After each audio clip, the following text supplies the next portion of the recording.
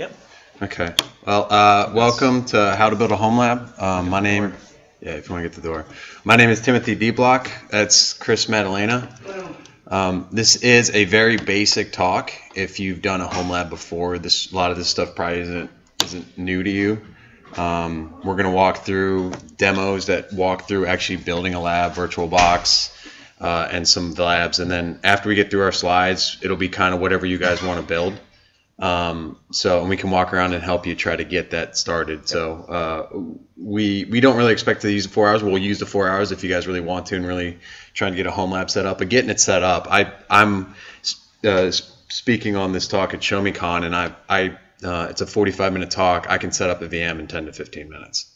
So a lot of the time is just downloading is probably the biggest thing that takes the longest with building a home lab. VMDK files or ISOs usually take anywhere from 30 minutes to 2 hours, depending on what you're downloading and what your home speed is or whatever your network speed is. But this talk resulted from, I went to my second security conference, and one of the things that speakers were telling people was you need a home lab. You need a home lab to get into information security, and you need a home lab to advance and improve your skill set within information security. I went up to one of the speakers afterwards and said, so how do I do that? And I tend to overcomplicate things, so I was kind of looking for a action list, and they said go download Kali and just go. Like that was the advice they gave me. So I put this talk together to kind of go over some of the stuff that might be obvious to a lot of people or feel like it's obvious to a lot of people, because I overcomplicate. I thought I needed like racks and stuff, but that is definitely not the case. So shameless plug time, as everyone does. I do 2 podcasts, Exploring Information Security podcast and the PVC Security podcast. The Exploring Information Security podcast, I have a different security professional on each week to talk about a different topic. And in fact, me and Chris did an episode on how to build a home lab, and it's about a 20-minute talk or a 20-minute episode. So feel free to go there. They're both on iTunes. We also did 2 other follow-up episodes on how to build a home lab. Yep. So there's definitely some resources there available. More in the future as well, especially if you guys have good questions. We'll probably do follow-up episodes on those questions as well. So yeah, if you have any questions, that's great content. That gives me content to do for the for the show. So and we are recording here. So we're hoping to put this up online too, available for anyone that needs it or wants to refer back to it. The PVC Security Podcast stands for Passion, Vision, Communication, and Execution. The E is silent. But that's more like leadership, career advice type stuff. We don't do the weekly news cycle in the podcast. We kind of talk about things that are kind of burning within us that we want to talk about. But there's lots of other people that are doing that way better than we can. Right. So we sing. So be warned, we sing our own intro and outro songs. So we'd like to have a little bit of fun with it. And then I also like to mention the CitySec. So I do ColoSec. Chris here does MySec. Yep. CitySecs are a great place to meet people and do home labs type stuff. So one of the things I found was starting up ColoSec was that there's a lot of people interested in security that aren't in security. So there's a lot of security enthusiasts out there that come to the meetings, and a lot of them want to do a lot of this kind of stuff. So we ended up doing a lot of that stuff. If there's not a CitySec there and you're in information security, consider starting one up. It is, and I have another episode on exploring information security for anyone that knows Johnny Christmas. He's very passionate about CitySecs, and he came on an episode with me. We did two episodes, about 40 minutes total, to talk about how to start one up. So there's that resource available there. It does take quite a bit of work to get started up, but once you get it up and you're on a monthly schedule, it's pretty easy just to maintain. And if you're in the area, ColoSec is actually in Columbia, South Carolina, so it's a bit further away. It's probably not local to many of you, but you mentioned Johnny. Johnny is part of BurbSec, which they have a huge group there. They actually had to split off into multiple groups so they could get together every month because there were just too many people for one spot. So if you're in the Chicagoland area, there's BurbSec and BurbSec North and BurbSec West. And then also MySec, we meet in Jackson, Michigan, as well as outside like Royal Oak, Southfield area of Michigan as well. So we actually have a pretty large group that is split kind of right down the middle of the state. It's great. If you can find one near you, definitely, like Tim said, go out to it and check it out. Everyone's different. Like I know there's actually a really great talk from B-Sides Nashville that I think Johnny called Info Sexy in the City, which is just a whole panel of people that run or are part of organizing CitySec groups that talk about how to get one started, but also the differences between them. Like BurbSec is much more social. They kind of get together at the bar, they smoke cigars, they drink, they have fun, they kind of have a little party, and that's what they do. MySec, we do both. We actually meet twice a month rather than once a month. One night's a social night where everyone sits around and drink, and we talk, and we do projects, and we just have fun. And then the other night is we actually have presentations from our community that people come in and talk about. They, if they demo talks they want to give at a conference, or maybe talks they made specifically for MySec. So every group's different, and they're really great resources if you have one in your area. Yeah, and I can tell you might have to dig a little bit for CitySecs because when you're starting them up, it's really hard to figure out where you're gonna promote it. And we're not marketing people; we're information security people. So marketing is kind of like grassroots. Is kind of, we handed out business cards and we just started connecting with people. And as more and more people showed up, the word spread a little bit. So, and even then, I'm still constantly talking to people that in the Columbia area that are information security. And they're like, I had no idea about the group. So might have to dig a little bit to find them.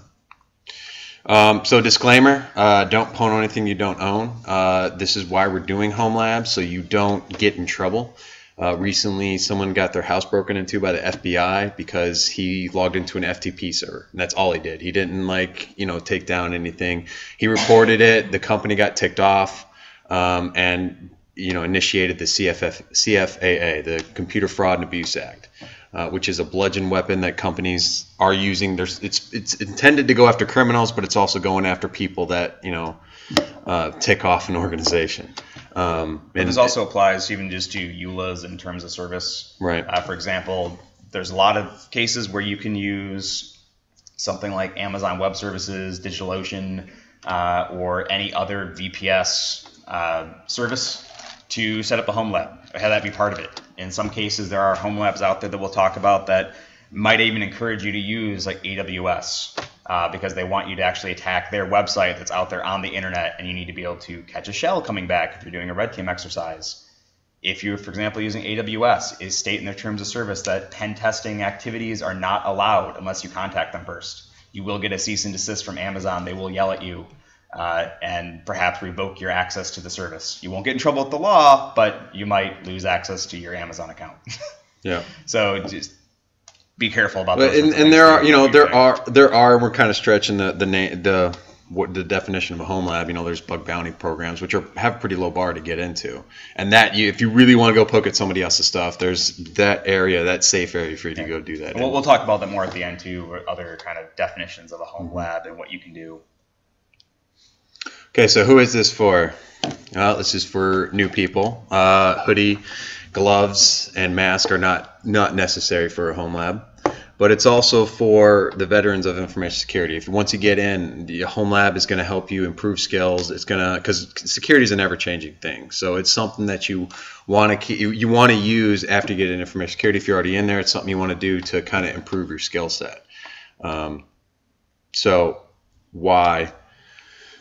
Well, there's the interview process. If you go in for an information security interview, they're going to ask you, one of the favorite questions is, what's your home lab look like? I've been through 2 of those where I had a home lab and we talked about it. And it's also a good talking point. It shows initiative, things like that. And then, as we already mentioned, it's also there to help you level up your career, to get a better understanding of some of the different things happening within the industry, or if you're trying to figure out what you want to do. I was in information security for 2 years before I figured out what I wanted to do.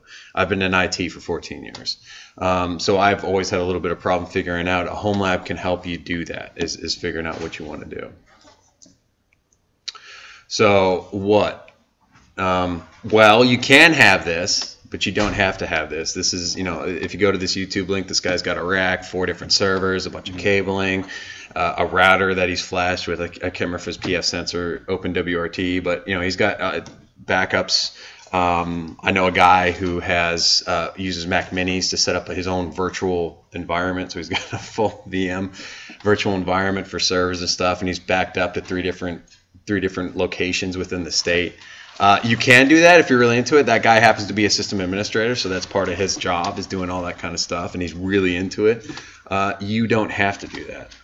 This is what I use. There's also to point out too is that A lot of that's very expensive if you do have access. So sysadmins often have access or first dibs on old decommissioned servers and things like that. So there are people out there that have those, and you see them get brought into conferences. If you've ever been involved with Hack for Kids, there's a few groups, like especially in Michigan when they're kind of in this Midwest area, they bring in servers and monitors and switches and routers, and they set up a whole little lab like for the kids to play with and teach them networking, and that's awesome.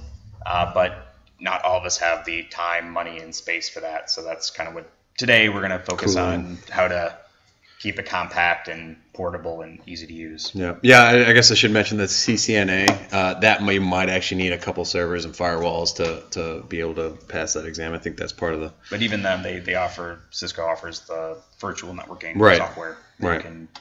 They have labs set up for that too, so there's alternatives. And that's kind of what we're going to get to in this, is that there's a variety of different home labs. We're going to talk about virtual environments, virtual machines a whole lot, but even then, you can break out of that and not have to really do virtual machines at all. This is what I use. This is what I'm on. My lab is with me here. It's a laptop. It's a Toshiba Satellite for the Mac people. What Chris uses, he uses a MacBook Pro. And these are our basic specs on hardware, focusing mostly on storage, core, and memory. As you can see there, I have a little bit more storage because I'm a little bit more all over the place, so I download a lot of stuff. And then Chris spins up more virtual machines, so he's gone for more memory, which is what you want if you're going to be in a virtual machine environment. I guess we should mention what we do. Chris works as a penetration tester. Yep. I work as an application security on a blue team, so I work with developers and stuff like that. So you're going to see a lot of the demos I have are more geared towards application security. I dive into a few other things that you can do, but that's what I know, and that's what I build home labs for. I don't know if you have any. So there is a big discrepancy between the specs here, and I've talked to a few people while I was here at CircleCityCon. The question that often comes up is, I only have 4 gigabytes of memory or something like that. We're going to get into more of the settings of how to actually set up each VM. But in general, you don't need to have a really beefy computer to run a virtual lab. Your limitation is probably just going to be more how many machines you can run at any one time.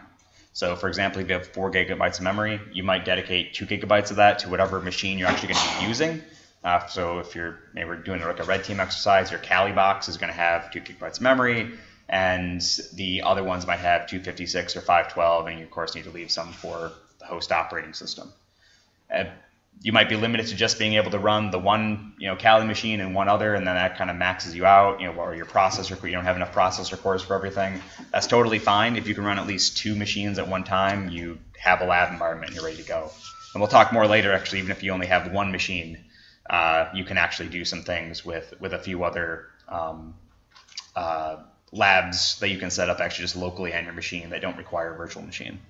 I'd say 8 gigs is probably the lowest you want to go if you're going to do virtual machines. You don't really want to go any lower because you're really going to be. I'll spin up a bunch of virtual machines and do a bunch of other stuff on here, and I'll start pushing the limits of what I can do on this. So, do you have something else? No. So getting started, these are your virtual machines. There are some other ones. I've been told by a couple of people about a couple of other ones, but these are the 2 main ones. Oracle VirtualBox is free. It's free to download. You have VMware Workstation and Fusion. You can get a 30-day free trial for each of those, and then it's going to be a $50 to $200 license. If you're looking to get and improve within information security or get into it, it's almost like doing a hobby type thing. So if you're going to spend $200 on some other hobby, this really isn't that much. There is a VMware player, which was like non-commercial use. If you can find an old download, you can grab that. I actually have that on here. So I haven't fully bought into the VMware Workstation Fusion yet, because I still use that. And like I said, I don't get into virtual machines as much. Snapshots is what you get with virtual workstation and Fusion. Some advanced networking options. Which is great. Having snapshots is great because you can go screw up something and then just revert to snapshot instead of having to reinstall everything all over again. Yep. And it's actually worth pointing out, we'll talk about this a little bit more in an upcoming slide, but even having both installed is handy. If you're going to be downloading VMs from the internet, from like old CTFs or things like that, because sometimes they'll be in a format that only VirtualBox understands, and you can use that to convert it. Okay. So I should also mention, if you guys have anything to add, if there's people in here who have done home lab stuff before, feel free to speak up or raise your hand, or if you have any questions, feel free. We like this. I like interactive talks, and we got a small enough group that we should be able to do. Like we said, we have 4 hours, and so yeah. Feel free to interrupt. You're not gonna slow us down or keep us or push us over time limits. So yeah, feel free to ask questions as we go. So now this is where you choose your lab. So whatever you want to do. These are some of the many examples you can do for virtual machines. You've got Security Onion for network security monitoring. You've got SIFT, which is SANS Investigative Forensics Toolkit for forensics.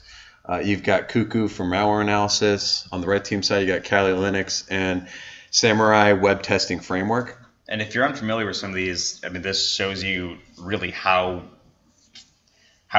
many different directions you can go with your home lab. And Cuckoo, that's malware analysis. You can do forensics. You can download all kinds of PCAP files, sample PCAPs, and memory files to screw around with and do challenges with. There's some CTFs out there that are, SANS even does a, like NetWars was here this weekend. They actually have a NetWars forensics challenge that's all forensics based. So you can go all kinds of different directions depending on what you're interested in or what you think you might want to screw around with and learn more about. Security Onion is more, setting that up and more like blue team defense. So you can do just about anything with your home lab if you have an interest in it. You can get experience setting up those machines and doing it. Yeah, and these are frameworks, so they're going to have a bunch of different tools with them. So you log in, and we'll walk into Samurai WTF, but they have like Zap, Burp, Cool, Beef, a bunch of other little tools that are used for application security. I actually talked to Wolfgang Gorlick, for anyone that knows him. This is for the ICS SCADA crowd. I had no idea about these, and then you said Kate. Yeah, so like to mention, this is for for one thing, if you're unfamiliar, these are industrial control systems. So these things like the power grid or the water pumps and things like that. So if you're interested in that and how those work and how they might be vulnerable or how you might be able to hack them and play around with them, there are VMs out there available for you to play with some of these systems. And Cybody is one that is really great. It comes with all different types of systems like traffic lights and water pumps and electrical grids and things like that you can try to turn things off and on and do different stuff with. And actually going back to the CitySec discussion we had earlier, one nice thing about that is sometimes you run into other people that have totally different interests and that you had no idea, a certain field you might be interested in. And we had one at MySec just a couple months ago. Kate, one of our members, actually won the DEF CON ICS SCADA Challenge last year. So she won that CTF at DEF CON. And she came in and gave us a nice presentation on Cybody, everything. She did a walkthrough of it and talked about it because this is what they used at the CTF. So if you're interested in ICS or SCADA and how Cybody works, how Cybody works, you can, if you go to the MySec group YouTube account or just search for hashtag MySec on YouTube, you'll find our YouTube account, and there's a whole recording up there of her like 45-minute talk. It's really good and worth your time if this interests you. By the way, we're going to make these slides available online. I'll put them up on timothydblock.com, or you can reach out to me or Chris, and we'll get you the slides. I use Google Drive and Google Docs, so I make all my slides available afterwards, so people can grab this and refer back to it if they need to. Like I said, we've also got a lot of recording stuff too. This is you. Yeah. So I want to walk through a quick demonstration of, this is more red team focused, but this applies to just about anything else, whether you're going to be setting up Cuckoo or something else.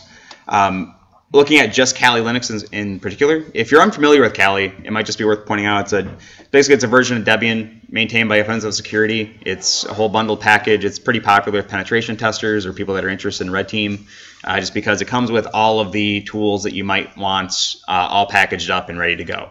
So it comes with Nmap and all the different web hacking tools and all kinds of stuff that you need. It's probably all set up right there for you to use.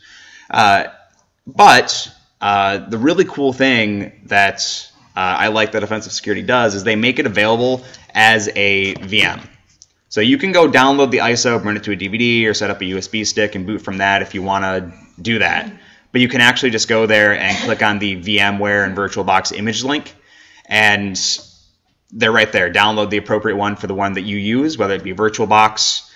They'll give you a VDI file, which is for VirtualBox only, or they'll give you a OVA file for VMware. And you literally just double click it and you have Kali up and running. It's all set up, even including VMware tools or VirtualBox tools, ready for you to be able to copy and paste between the VM and your host system. Everything is set up for you. However, you might want to customize it a bit and install some additional tools that Offensive Security doesn't include by default. And that's where you'll probably hear me several times talk about Got Milk. If you're unfamiliar with him, he is one of Offensive Security's admins for their students. And if you want to find him on GitHub, which I do recommend you do, it's actually G0TMI, the number 1 and K. So he's on Twitter, he's on GitHub, and he's an awesome one to follow. He's actually where I find a lot of the really cool tools and things like that. He's one of the administrators of a cool website we're going to talk about later called VulnHub. He is also one of the people behind Damn Vulnerable Web Application, which is another kind of cool project you can do. So he's really out there. He's a big part of the community. He's always making really cool stuff. And one of the cool things he has that he's shared with everyone is what he calls his OS scripts. And he has one for each version of Kali. So if you download the latest version of Kali, which is Kali Rolling, and find his GitHub repo just called os-scripts, he has one that's called just kalirolling.sh. You run that with a couple of command line arguments that are really, really simple. You tell, like, do you want it to set up burp or not? Or do you want them to set up one of these other things?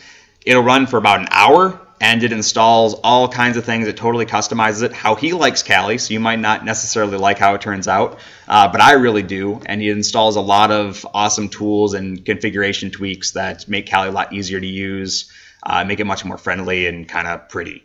So it's definitely worth checking that out. Then once you have your Kali VM downloaded and set up, or whatever it is you're setting up, you'll want to allocate the resources. So we talked about this a bit earlier. For Kali especially, the minimum I would recommend is 2 processors and 2 gigs of memory dedicated to that. And even with that, once you boot up Kali, it might actually complain to you and say, hey, you're trying to run this VM that's using a couple of kind of memory intensive UI elements like GNOME with 2 gigabytes of memory. We don't recommend this. You can just ignore that. It runs totally fine for me on my work laptop, where I have a bit less memory than my personal laptop. It's fine, but I wouldn't recommend going lower than that. And that's where it can get a little bit tricky if you're running, or you need multiple VMs on one machine.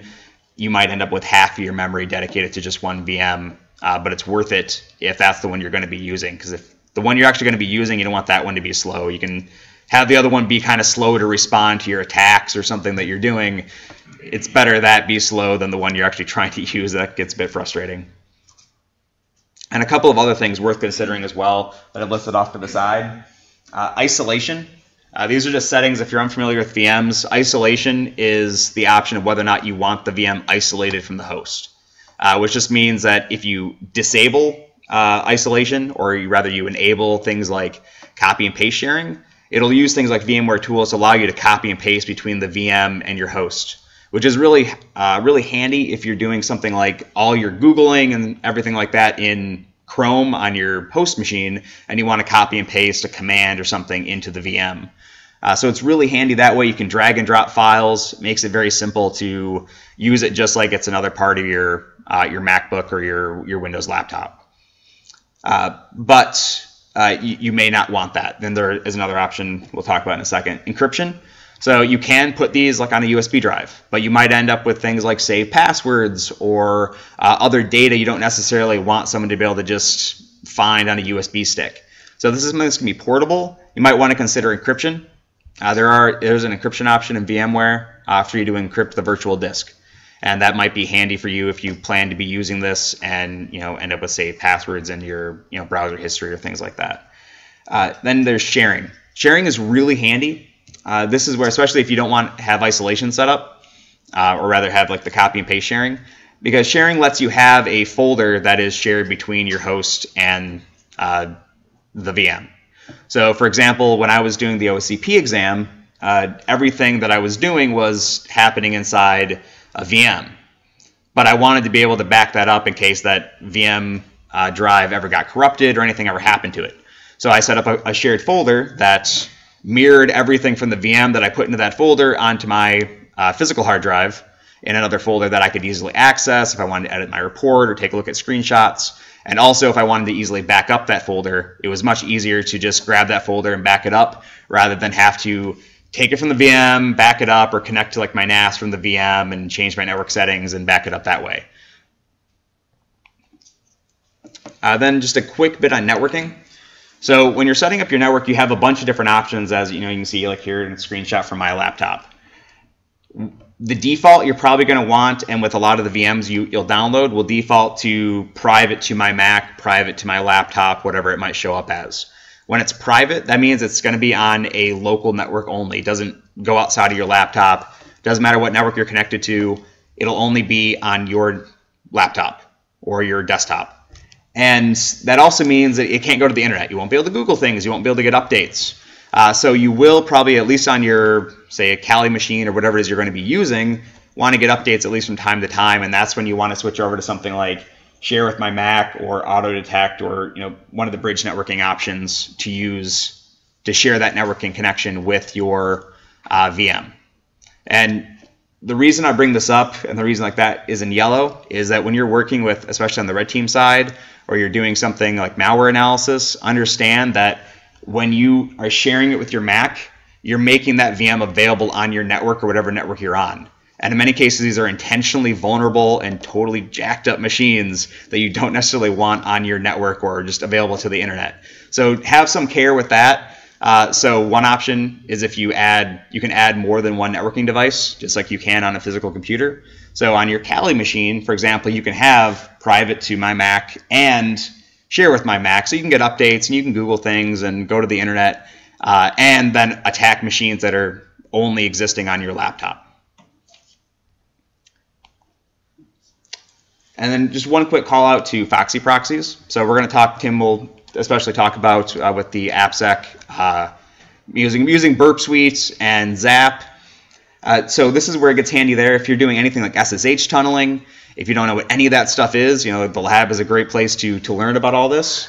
And one of the things that is really difficult about SSH tunneling or setting up Burp is you're constantly, okay, well, I want to use Burp now, so let's go into Firefox's settings, switch the networking settings from the default, and now we need to set up a proxy. And even once you have it all configured, you're constantly going to settings and switching the proxy on, and maybe you want to turn it off. And Foxy proxies makes it all really easy. You can set up multiple proxy settings, and then you click a little fox head icon next to the address bar and just say, I want to use Burp now, turn on the Burp proxy. All right, I'm done using Burp, turn it off. And you don't have to do anything else. So to call back to Got Milk script, this is a screenshot of the one that his script sets up for you. So you run it on Kali, and he sets up automatically a Burp or WEAF proxy set up on 8080. He's got an SSH tunnel proxy already set up for 9091 for SOX proxy. Everything's all set up, again, configured how he likes it, but he happens to use pretty default settings that are commonly used in tutorials you might find for Burp or SSH tunneling. Otherwise, know that exists and that it's a good plugin to install and use, especially if you're going to be doing some stuff with Burp or Zap or just about anything with AppSec or SSH tunneling. Yeah, so so it's very important with application security. So what Zap and Burp does is it will intercept all of your traffic. So if you have a machine, so that's why you want to spin up a VM to do it. If you're doing it on your machine while you're Googling stuff, it's going to pick up stuff while you're Googling, which is why we had the disclaimer at the beginning, don't pwn any of these. You can exclude that stuff in your proxy so it doesn't even touch it anymore, but this is a good point of being aware of that. If you're having to switch back and forth between having to Google something and having to use Zap or something, that's a good this is a good easy way to do it, because I have to just right click, change a setting. So once you have it all set up, whether you use Got Milk script or you spent a couple hours setting it up yourself and updating, this is where you want to take a snapshot. So like we mentioned earlier, this is a VMware feature, but to give you an idea of what like your $80 will get you over some of the free alternatives is you can literally just click a little camera icon on the VM and tell it to take a snapshot, and you give me a little note, give it a name. It's a little bit fuzzy in the screenshot and the projector here, but you can keep all kinds of chronological snapshots if you want. So for example, for me, I have a snapshot of my Kali box that is just a clean, fully set up, ready to go Kali box. And so after I maybe do a bunch of labs or testing, like for work, I go and I do a bunch of work for a client. Once I have everything good, I blow that all away and I restore my snapshot. Gets rid of any information that's on it, any settings I changed, everything goes back to square one, and it takes me 5 seconds to go in and restore it.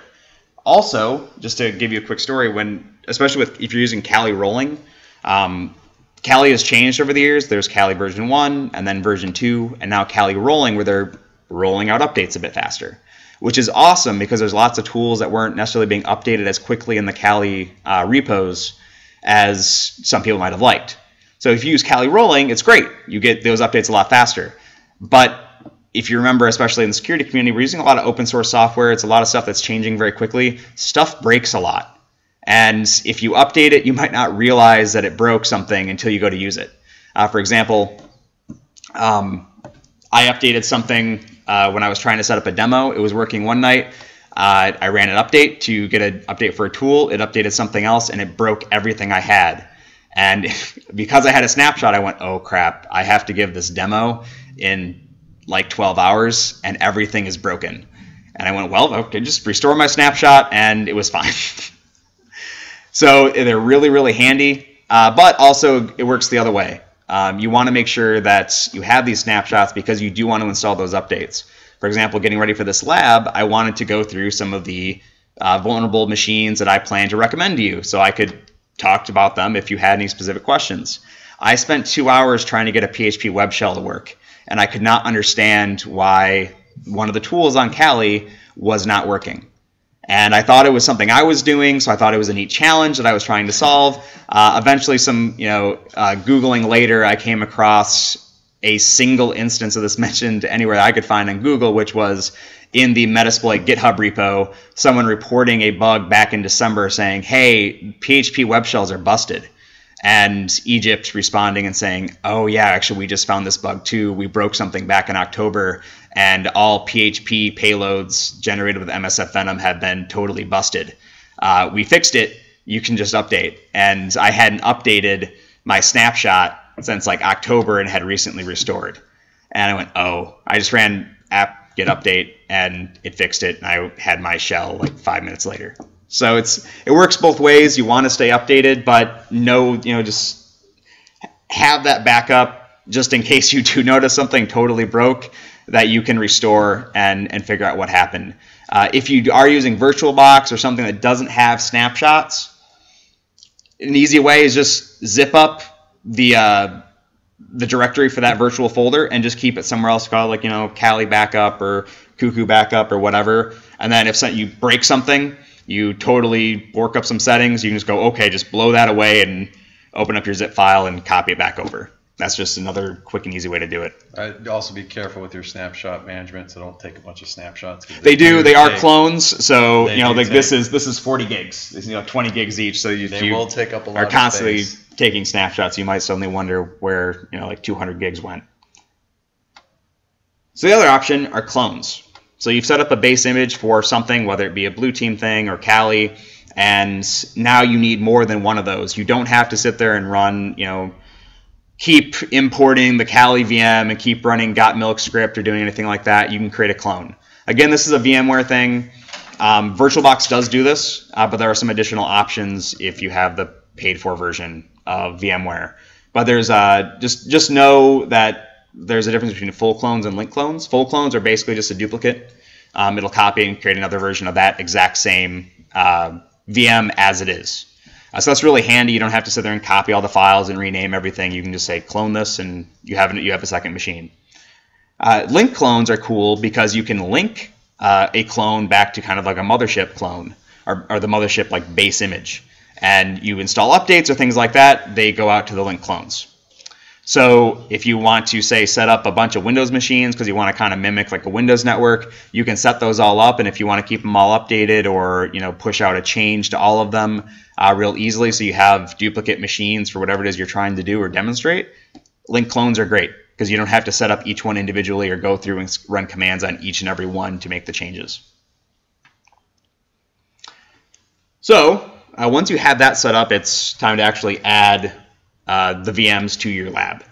And there's actually quite a few different ways to do this. Unfortunately, it can get a little bit hairy. It's pretty simple once you understand what you're dealing with, but know that it can be as easy as double clicking. Like we talked about earlier, you download the Kali VM from Offensive Security, you double click an OVA file and it just says, hey, this is a VMware image, and it imports it and it just starts up. Suddenly you have Kali in front of you.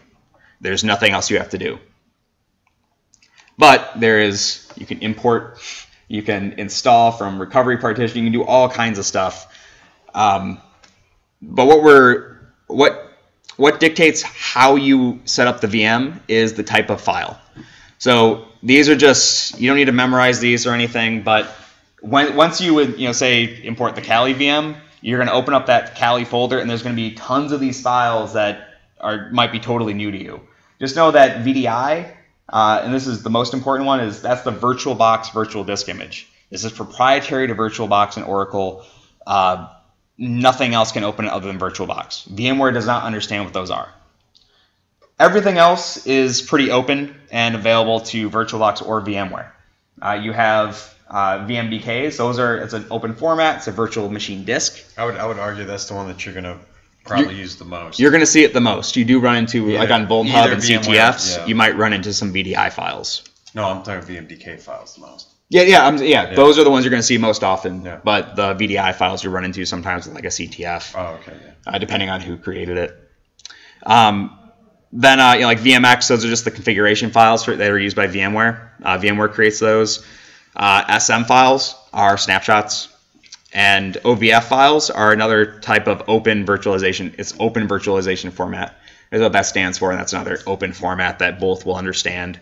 And then the last one, I just threw this out there. You very rarely see this now, but VHDs are Microsoft's virtual hard disk files. I find it very unlikely that you would run into that doing with some of the stuff we're going to see today, but just know that if you happen to see a VHD file, that's what it is.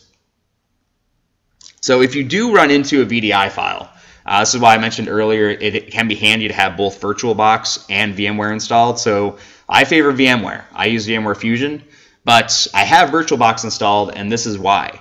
Because you run into a VDI file, I don't want to use VirtualBox and run it in just that one. So VirtualBox offers two solutions for you to get that VDI file into VMware, if that's what you want to use. You can import it and set it up and everything, and then export the virtual machines as a VMDK and set it up in VMware. It's a bit of a hassle, but VirtualBox actually comes with a command line tool called vbox manage. And it's really simple. You can say vbox manage clone HD to clone a VDI file. Tell it it's this VDI file. Give your new clone version of that file a name, and then just tack on -- format VMDK, and it'll go through, clone that hard disk as a VMDK file, and you can import that into VMware, no problem. It'll work totally fine.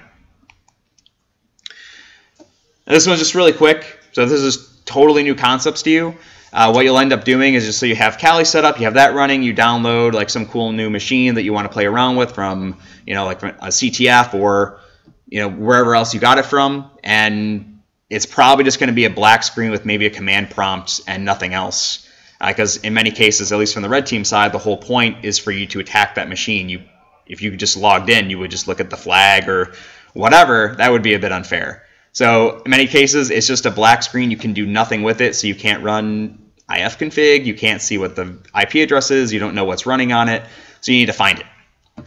Thankfully, since as we talked earlier, it's going to be running on a private network that is just probably your Kali machine, and that machine you just spun up, it's really easy to find. You can use your favorite tools, whether it be like running a ping scan with Nmap or using NetDiscover. Those are all ways that you can find the machines that you have running on your PC and your private network. And as an introduction, this actually just came out. Funny enough, Got Milk and a few of his cohorts did a nice talk just the other day on what they called Stapler. So this is a VM that they made just for getting people into like red team lab building. And they released this. I was actually walking through the airport, right coming here to CircleCityCon, and this popped up in my Twitter feed. So really nice timing. You can find this if you go to vulnhub.com. We'll talk more about Vulnhub later. But you go there, it should be the top result because it'll literally be the most recent VM that they've released. It'll be right there. It's called Stapler. It has some ASCII art stapler. And the cool thing is they actually have, and it's on the page, so I don't have a link up here or anything, of the PDF of their slides, which funny enough, they even used the same Google Drive like slides as we did. Where they walk through setting up a red team lab where they're more focused on how to get up and running attacking Stapler than we are of what the concept of a lab is. So if you're interested in red team, it's worth checking out their presentation because not only they have like maybe 10 slides of here's what Vulnhub is, here's what we do, and then the next 70 slides are them walking through how to attack Stapler. So if you're all new to this, Stapler is a kind of intermediate VM where it can be really easy, especially if you're familiar with how to attack a certain platform that I won't name, so I won't give any spoilers. But if you're unfamiliar with it, it can actually be pretty difficult. And it was a fun one. I walked through it just to see what it was, and they give nice explanations of how to do things. And there's enough left out in their slides to give you kind of maybe a head scratcher and make you think about it a little bit. So I recommend checking that out if this is all new to you and you're interested in Red Team. So this might be a good first step once you have your Kali box set up, is to download Stapler and import it into VMware. So I've mentioned Vulnhub a few times now. Like I said, Got Milk and Null Mode and Rastamouse, those are some of the guys that run Vulnhub. It's just vulnhub.com, and what they do is they host VMware images or VM images, whether they be for VirtualBox or VMware or anything else. And this is where a lot of old CTF machines end up. So they get retired, they're used here at CircleCityCon or somewhere else. Someone made them, they're like, I've used this at a few cons now. I'm not going to use it anymore because enough people have seen it, so I'm going to throw it up on Vulnhub so anyone can download it. People come through, they write up walkthroughs. There's tons of people out there that go through these, and then they write up walkthrough blog posts and stuff, and they'll submit them back to Vulnhub. Say, yeah, I did a thing on this VM, and they'll link to it.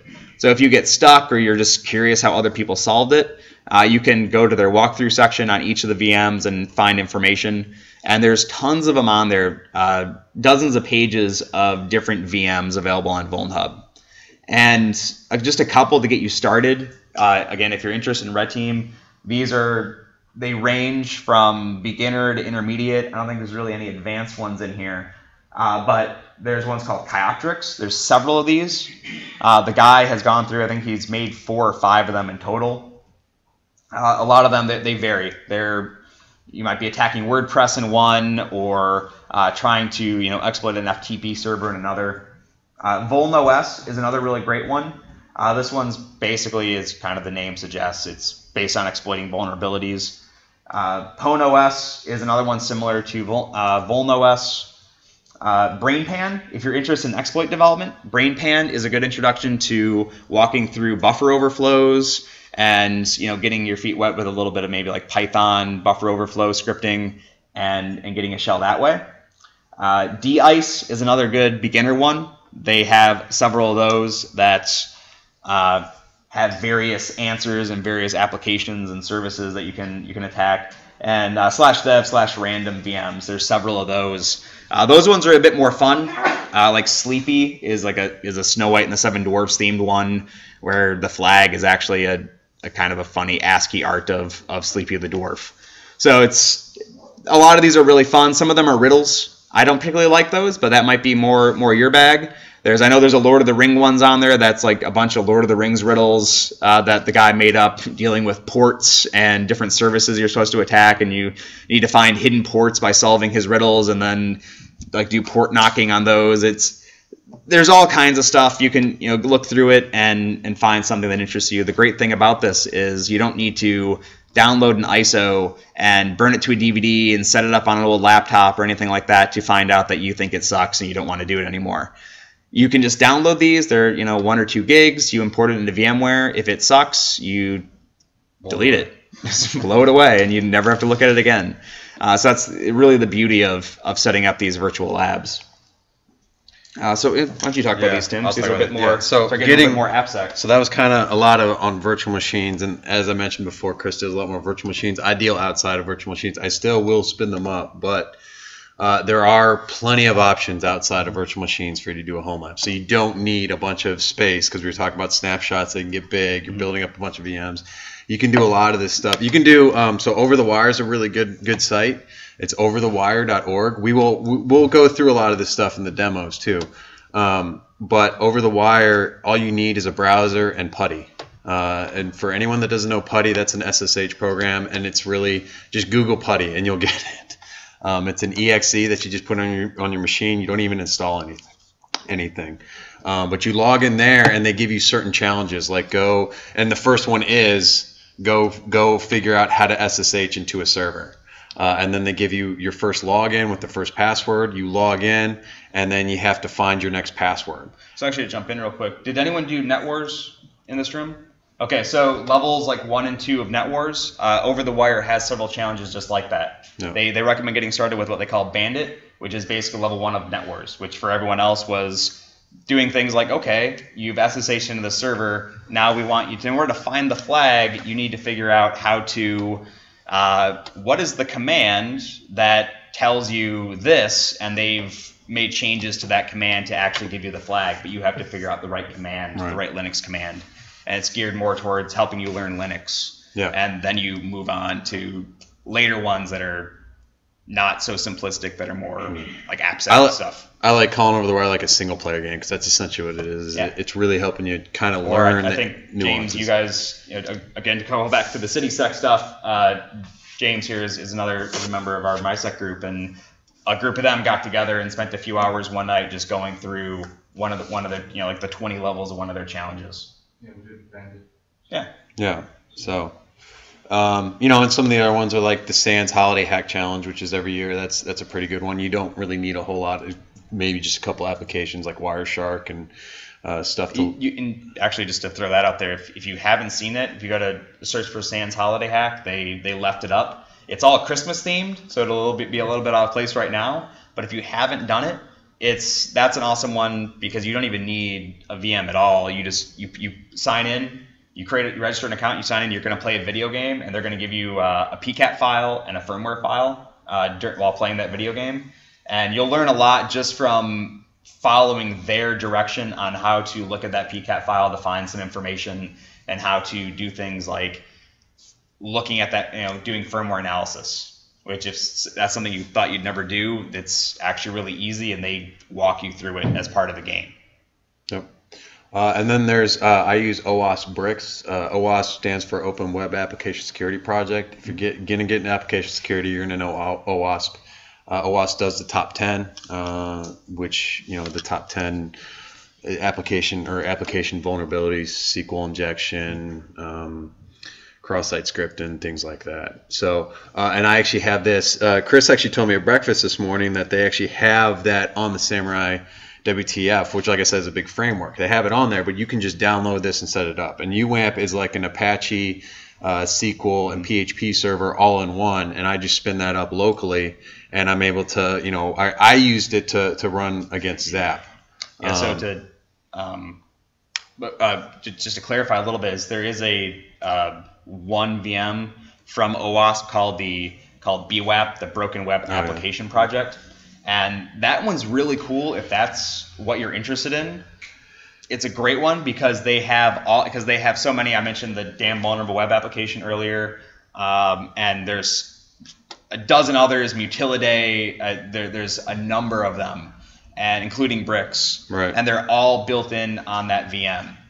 And so you just spin that up, and you have like 20 web applications you can attack that all have different vulnerabilities. And in many cases are so old at this point the VMs have been around for so long, there's awesome tutorials out there. So if you're trying to learn about command injection or local file inclusion, some basic web vulnerabilities, and see them in action and learn how to exploit them, that's a really good one. But like Tim said, Bricks is awesome because that is just a zip file you can download with UAMP and all of the, basically it's just going to look like a web directory. You spin up UAMP and it's running on your local machine, and you just have that vulnerable web application on your machine. You can start attacking it just with your browser and burp or zap. Yeah. And one thing I'll mention about OWASP is there's a lot of projects that haven't been updated in years. I think the last time Bricks was updated was 2013. A lot of that stuff still applies. You'll find that with an application. The OWASP top 10 hasn't, basically hasn't changed. I think they're about to do a refresh, but I don't think the top 10 is going to change a whole lot. So a lot of the same vulnerabilities are still applicable today, unfortunately. So let's take a break. We're at about the 50-minute mark, and then we'll hop into some actual demos and showing you how to get started. Walk around.